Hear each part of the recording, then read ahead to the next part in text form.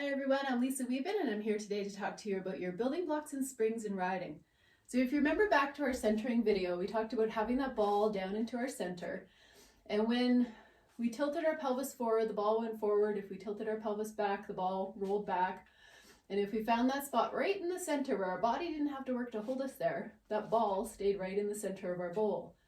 And then we did the teeter-totter exercise where we tipped forward, we could feel what muscles had to hold us there.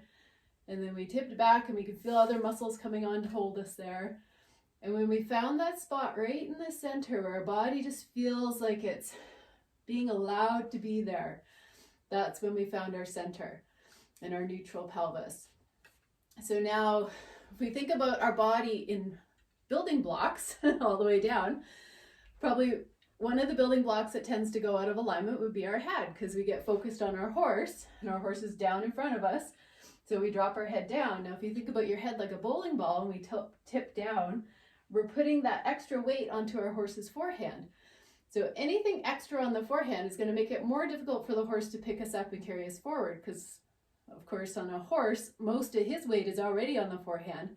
And we're trying to shift that back as using our riding to develop that. So now another building block that will come out of alignment will be our legs. So just like when we were tipping forward and back, if we have our legs even just slightly further forward, we might start to feel our knees and our ankles start to get more sore. We might feel a little bit of that tension in our back and our abdominals holding us in this position. Or very rarely you'll see riders that tend to tip forward with their legs back behind them. But if they do, then it's more likely an anxiety response, where they have a little bit of fear and they're trying to go into that response a little bit. And when they tip forward with their upper body, their lower body gets behind them. So we want to bring everything back into that neutral alignment. And you can even imagine a string on the top of your head just lifting you up, keeping all those building blocks nicely aligned through your body. And I like that image. I use that one a lot, actually, of having the string attached to the top of the person's helmet and just kind of lifting them up.